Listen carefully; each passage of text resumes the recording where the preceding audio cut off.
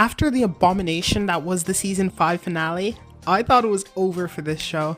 I did not think coming back from this was possible. I was genuinely convinced it would be the beginning of the absolute end for Miraculous Ladybug. But to my surprise, season 6 ended up being the best season of the show since season 2. Although a lot of these designs are major downgrades, the animation is a lot better. I don't know what new writers they hired for this season, but they are doing a fantastic job. They took Ladybug's lie and turned it into an interesting, compelling arc. They took Marinette's NPC classmates and turned some of them into actually interesting three-dimensional characters.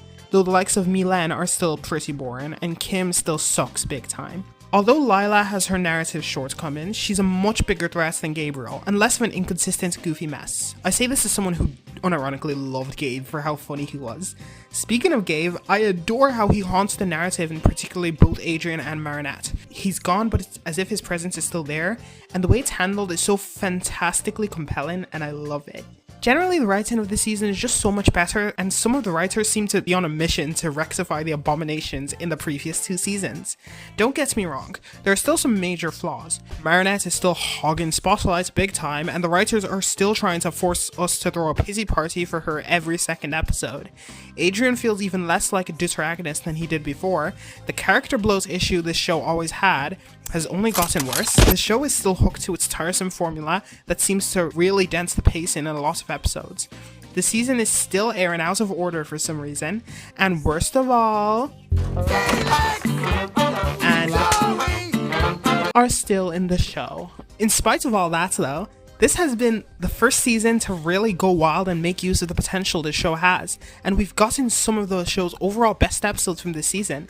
Dare I say, this may be the first good season of Miraculous since season 2? But then Queen of the Dread Zone came along and reminded me that although this may be a good season of Miraculous, at the end of the day, it's still Miraculous.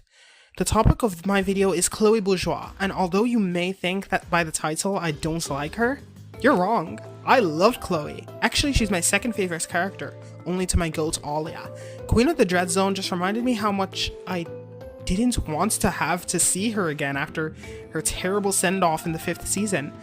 Unlike most Chloe fans, I've accepted the idea of a redemption arc not being in the cards for Chloe. It's clear Astruc hates her, and I was going to accept that, as long as they didn't bring her back ever again. Her writing in season 4 and 5 was appalling, and clear product of spite, and I didn't want to see more of that. Season 4 plus Chloe is the most insufferable character in the entire show, and neither Chloe fans or haters want to see this character anymore. Yet, Astruc decided he wasn't done with her yet. Queen of the Dread Zone was the hardest watch for me since season 5's duration, and it's easily the worst episode of the season. And it's not even close. Yes, sublimation is bad too, but this is on a whole other level. It's like Astruc took full control for solely this episode, because the writing is on a completely different level than the rest of the season, and you can feel the spite put into this episode. Before I go on, I'm gonna be blunt and say I have zero respect for Thomas Astruc. Being an egotist who thinks his show is flawless is something I can at least let slide, but denying Chloe is a victim of abuse and neglect was kind of the point of no return.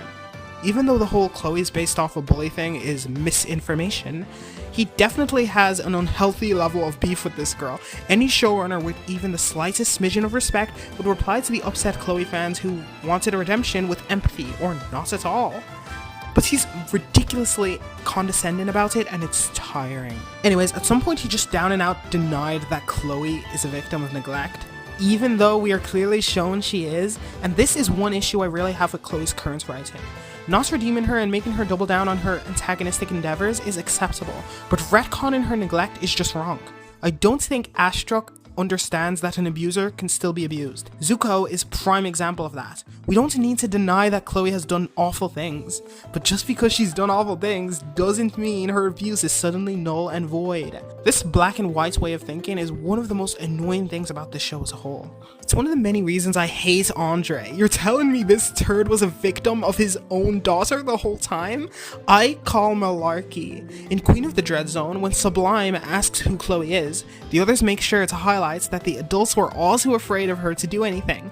This is already a shortcoming on the end of the adults because they're enabling her bad behavior, and only she gets punished for it. But need I remind y'all that the reason they, particularly Principal Bumocles, were so afraid of standing up to Chloe was because her father was the mayor? Her power was in Andre. So if he had even the smallest bit of self-respect, he would just say no? Like, what is this urchin gonna do? She's a dang blasted teenage girl. You're a grown man. A woman who barely respects me. A selfish, heartless... This is the thing I dislike most about Chloe's comeuppance. This guy is the one who raised her, enabled her, and made her into the toxic girl she is. And it's not even implied, it's outright shown. All of her toxic behavior is learned from her parents. Yes, you expect me to believe that this urchin was born evil and this guy is a victim of her? Shut up, shut up, shut up! Of course, they also retconned her unfortunate relationship with her mother, and now she's in league with Audrey. And this ugly chopped abomination, goodness, look at this literal monstrosity. His head looks like a lemon. I hate him, please die. What I don't understand is why they wrote Chloe as a victim of neglect with all this turmoil if they were just gonna 180 and go, nah, none of this actually happened. I do not care if you were never planning to redeem her, but no one forced you to add these elements into the story.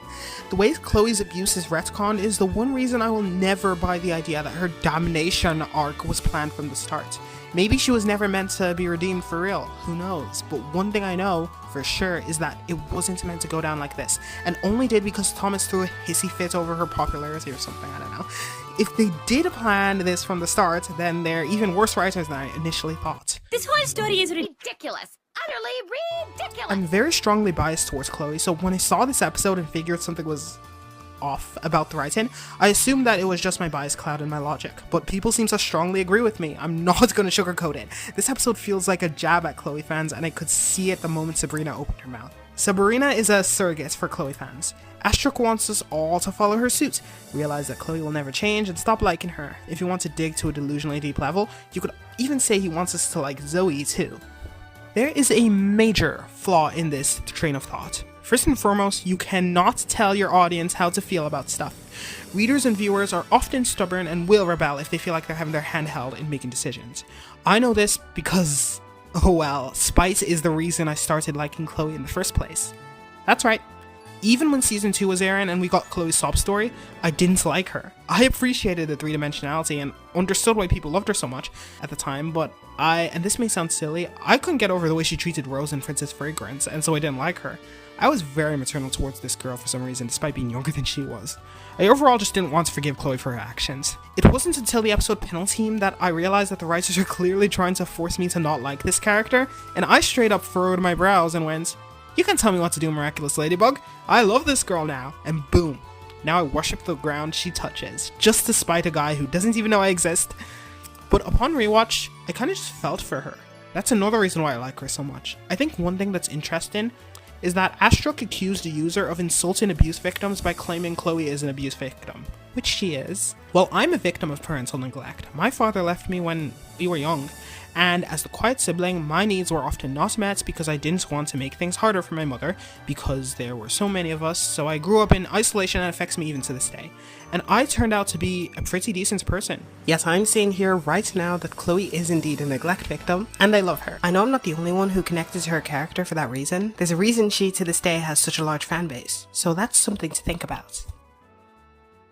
A good writer knows how to make the reader/viewer feel something, not force them to.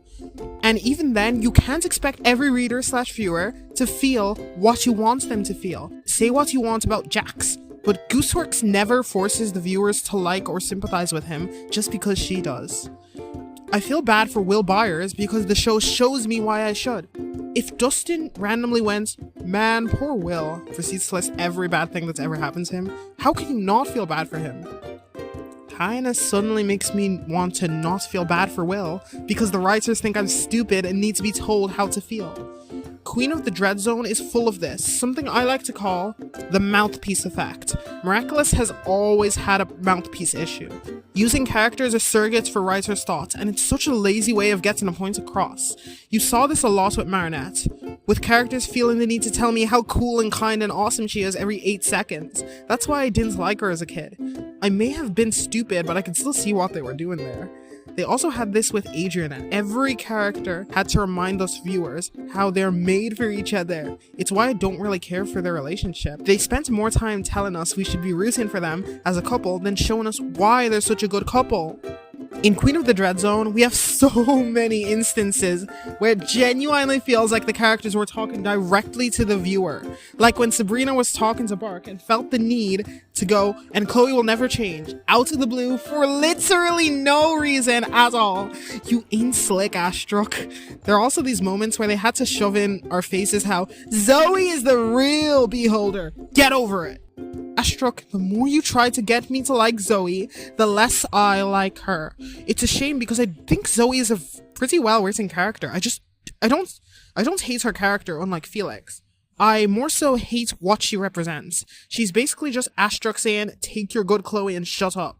And the fact that even to this day, the writers still feel the need to narratively glaze her is just immaculatively exhausting. It also shows the lack of confidence they have in her character. At Vesperia is to Queen Bee what Formidum Bear is to Roquefort. Another thing that makes this episode infuriating to watch is that Chloe's not even fun to watch anymore. Since season 4, the writers have had this weird philosophy in making her both pure evil and an idiot because they're so hellbent on giving her as few redeeming qualities as possible. Problem here is that these two traits clash. She can't be an evil mastermind and also a goofy idiot. They're trying to make her Homelander and the Biscuits twins at the same time, and it does not work at all. Like this, they failed to make her a threat, failed to make her iconic like she was in the first 3 seasons, and even failed to make her comically pathetic. So, like that, you get a character that's the worst of all worlds whom nobody wants in the show. Not fans nor haters, and they had the perfect send-off in season 5.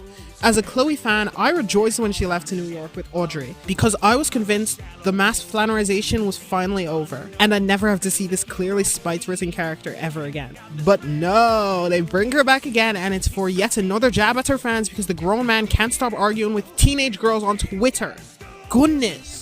Even though I was one of the people who wanted a Chloe redemption, I think her damnation arc would have worked if it was A, treated like a tragedy like it should have been, because on a fundamental level, based on what we learned about her in season 2, it is indeed a tragedy. And B, writers picked a lane. Either make Chloe a full-on supervillain, or maybe even a rogue, who's against both Ladybug/Cat Noir and Hawkmoth. Maybe have her steal the Be Miraculous and become a renegade anti-hero, a villain who thinks she's the hero. Holy potential. That or keep her as an inoffensive brat who can at least be enjoyed by her fans. Spite ruined this character. Astruck wanted us to hate her so much they ended up just completely ruining her. People who don't like Chloe will always chalk up the hostility of some Chloe fans to being about the redemption. And although that's the case with a lot of them, a good chunk of fans are just mad about the clear spite and lack of care that was put into her character writing in later seasons. That's something you cannot deny. At the end of the day, I'm just not looking forward to seeing Chloe more. I was at least hopeful that with the quality of the season being so much better, they may actually do a good job in making her a proper villain.